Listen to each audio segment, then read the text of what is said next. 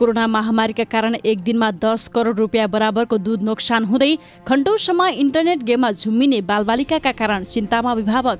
पछिल्लो 24 घण्टामा 5316 जना नयाँ कोरोना संक्रमित थपिए। 101 जनाको मृत्यु। लक्ष्मीलाई मट्टीतेल खनाएर जलाउन खोज्नेलाई कारबाहीको माग। उपचारका लागि प्रदेश सरकारले 2 लाख दिने। संक्रमित घटे पनि अस्पतालमा भर्ना हुनेको संख्या घटेन। कोरोना खोप नलगाउने सरकारी कर्मचारीको तलब रोकिने। वीरगञ्जमा 8 जनामा कालो ढुसी संक्रमण।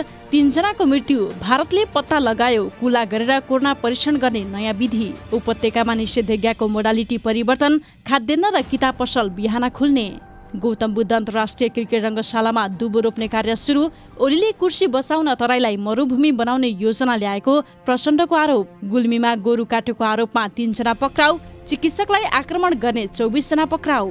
चीनले बनायो 1 घण्टामा पृथ्वीको 3 चक्कर लगाउन सक्ने विमान। शेयर बजारमा पुनः छायो रौनकता। नेप्से 55 अङ्कले बढ्यो। र संक्रमणको जोखिम बढ्दै गएपछि इट्टा उद्योग बन्द गर्न स्थानीयको आग्रह। नमस्कार, म गंगा विश्वकर्मा। सदा जस्तै आज पनि देश विदेशका ताजा समाचार लिएर उपस्थित भइसकेको छु। सबैजना घरभित्र नै बसेर हाम्रो भिडियोलाई अन्तिमसम्म हेरी कोरोना लकडाउन र देश विदेशको यो जटिल परिस्थितिबारे आफ्ना मनमा लागेका कुरा निधकसँग कमेन्ट बक्स लेखेर छन्नुहोला।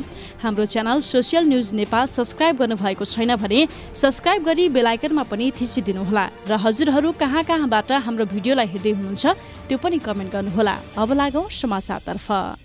वर्तमान अवस्थामा नेपालमा कोरोना महामारीका कारण दूध र दुग्धजन्य सामग्रीको खपतमा भारी गिरावट आएको छ। नेपाल डेरी एसोसिएसनका अनुसार देशैभरि दूध र दुग्धजन्य सामग्रीको खपतमा गिरावट आएपछि दैनिक रूपमा 10 करोड बराबर दूध खेर गई नोक्सानी हुँदै आएको हो।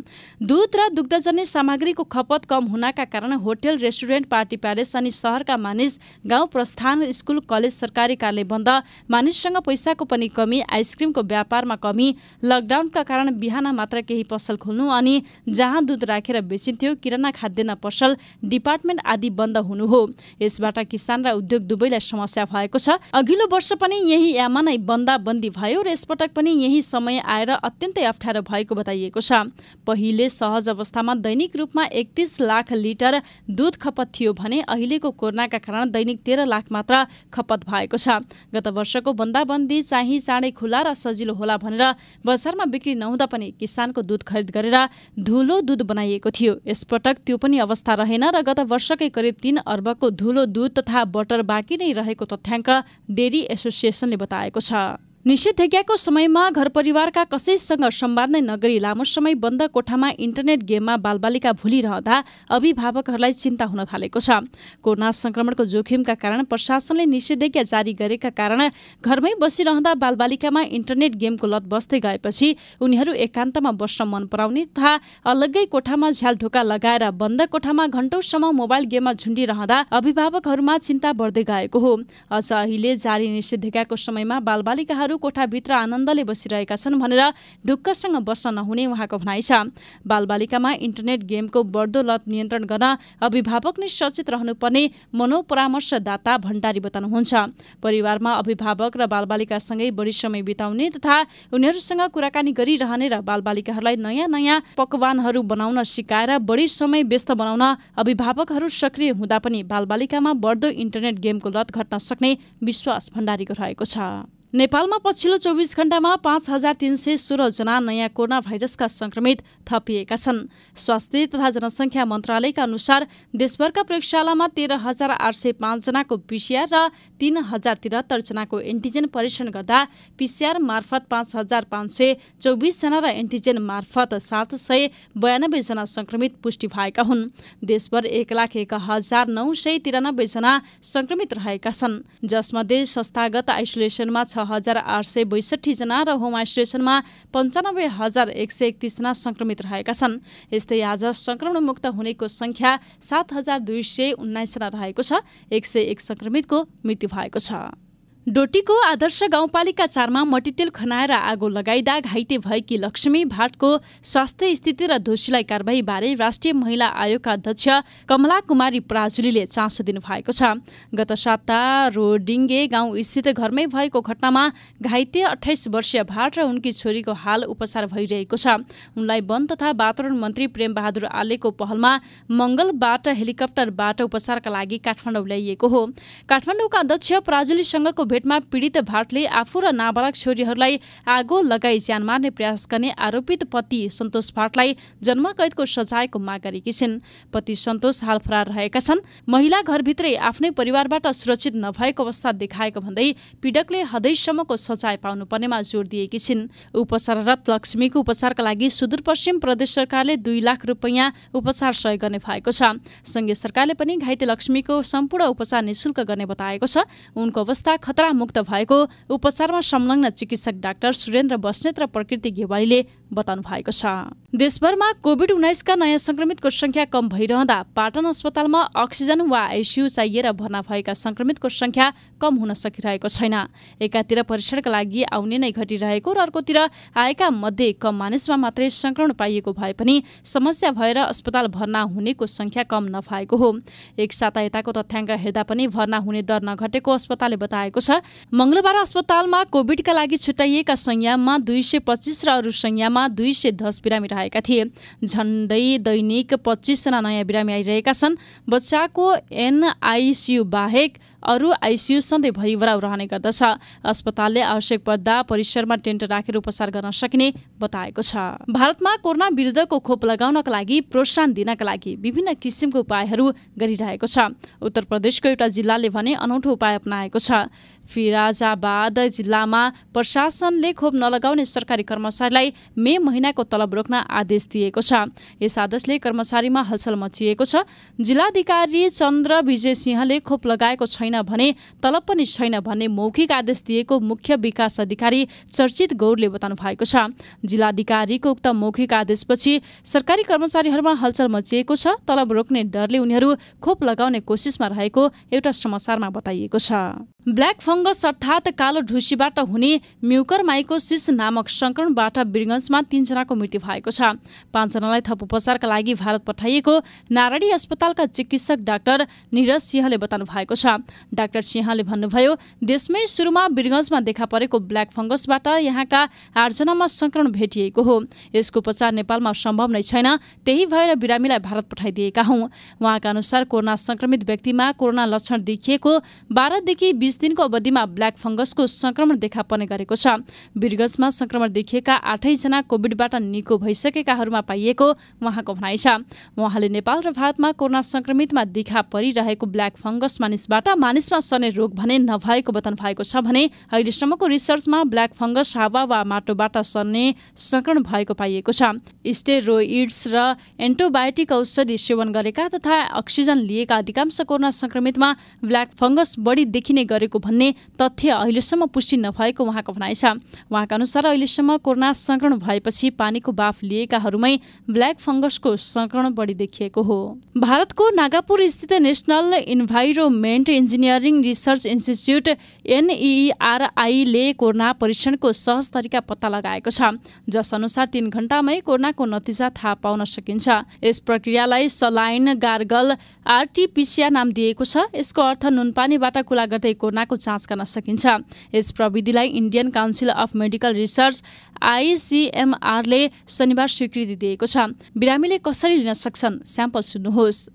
स्याम्पल लिनका लागि एक सामान्य स्याम्पल कलेक्सन ट्युब जरुरी हुन्छ। बिरामीले नुन पानीबाट 15 सेकेन्ड कुला गरेपछि त्यसलाई ट्युबमा हाल्नुपर्दछ। स्याम्पललाई कोठाको तापक्रममा NERI ले तयार गरेको विशेष घोलमा राखिन्छ।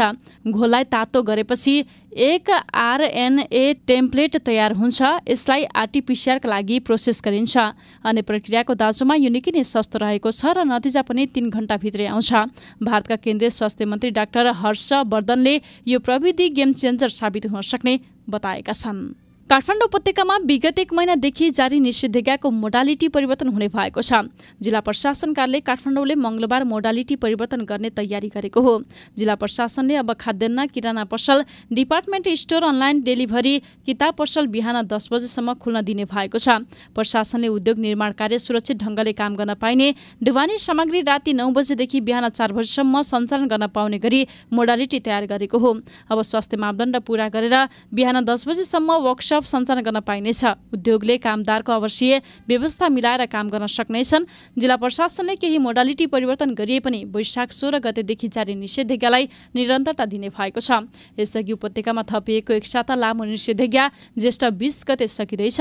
उपत्यकाका काठमाडौँ, भक्तपुर र ललितपुरका CDO को बैठकले उपत्यकाको निषेधाज्ञालाई ज्येष्ठ 20 गतेदेखि थप 10 दिन लम्ब्याएर ज्येष्ठ 30 गतेसम्म पुर्याउने गरी तयारी गरेका छन्। चितवनको भरतपुर 15, रामपुरमा निर्माण भइरहेको गौतम बुद्ध अन्तर्राष्ट्रिय क्रिकेट रङ्गशालाको मुख्य मैदानमा दुबो रोप्ने कार्य सुरु गरिएको छ। रङ्गशाला निर्माण गरिरहेको धुर्मु सुन्तली फाउन्डेसनका अध्यक्ष सीताराम कट्टेलका अनुसार बुधबार भूमि पूजा गरेर दुबो रोप्ने कार्य सुरु गरिएको हो। 75 मिटर रेडियसको मैदानमा 7वटा पिच बाहेकको क्षेत्रमा दुबो रोप्ने कार्य 15 दिनभित्र सकिने उहाँले बताउनु भएको छ। मुख्य मैदानमा माटो समाउने काम सकिएपछि दुबो रोप्न सुरु गरिएको हो। फाउन्डेसनका अध्यक्ष कट्टेलले भन्नुभयो, मैदानका विभिन्न चरणहरू पार गरेर दुबो रोप्ने ठाउँसम्म आएका हौं। बर्खाको समय छ, मैदानमा रोपिएको दुबो चाँडो पनि सर्छ। मलाई लाग्छ केही साताभित्र नै रङ्गशालाको मैदान हरियो हरियो बन्छ।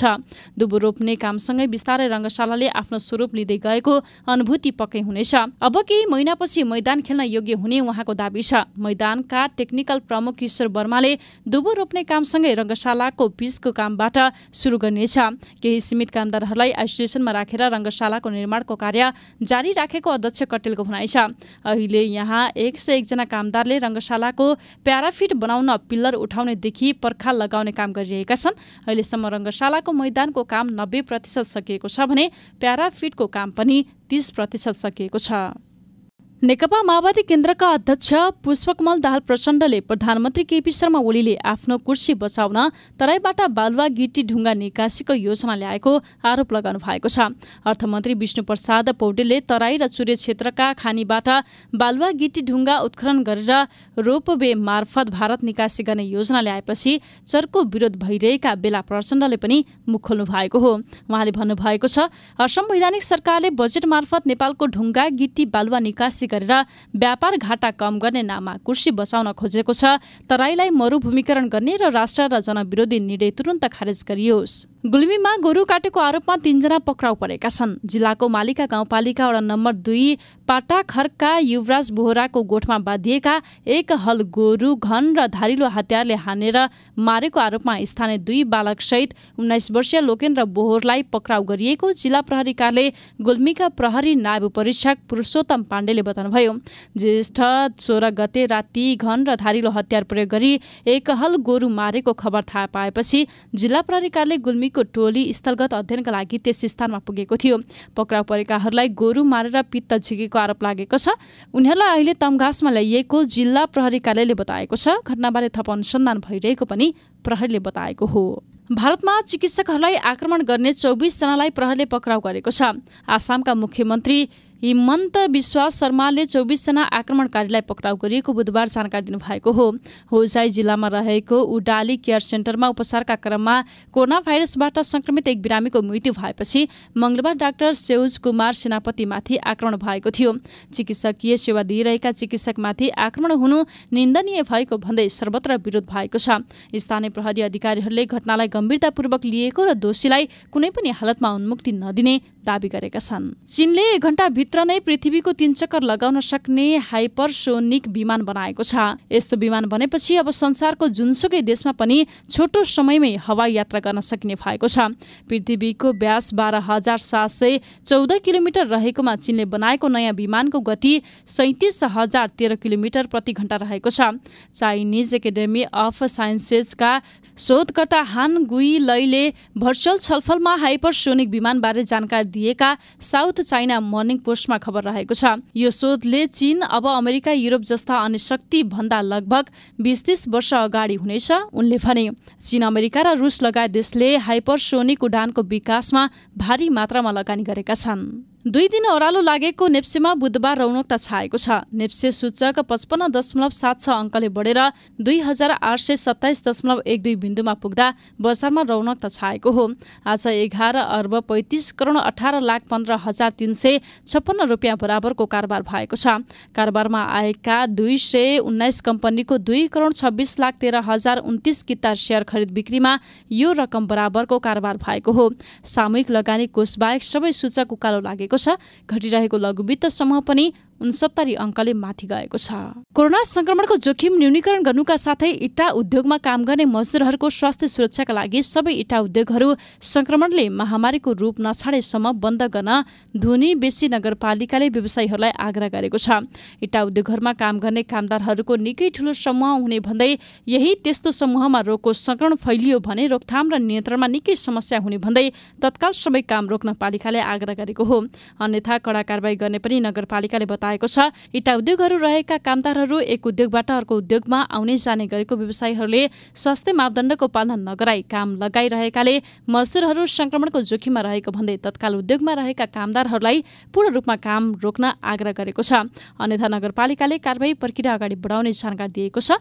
जिल्लाको धुनी बेसी नगरपालिकामा मात्रै 27 इटा उद्योगहरू रहेका छन्। ती प्रत्येकमा 300 देखि 500 सम्म मजदुरले काम गर्ने गरेका छन्। कोरोनाबाट आफू पनि बचौं, अरूलाई पनि बचाउँ। स्वास्थ्य सुरक्षाका मापदण्ड पूर्ण रूपमा पालना गरौँ। सबैजना घरभित्र नै सुरक्षित भई बसौँ। अत्यावश्यक काम बाहेक अनावश्यक रूपमा हिँडुल नगरौँ। आजलाई समाचार यति नै। हाम्रो च्यानल सोशल न्यूज नेपाल हेर्दै गर्नुहोला र सब्स्क्राइब गर्नुभएको छैन भने सब्स्क्राइब गरी बेल आइकनमा पनि थिचिदिनुहोला। भोलि फेरि यस्तै नयाँ र ताजा समाचार लिएर उपस्थित हुने नै छौँ। केही कमजोरी भए कमेन्ट मार्फत जानकारी गराइदिनुहोला। भिडियो राम्रो लागे एक लाइक पनि गर्नुहोला।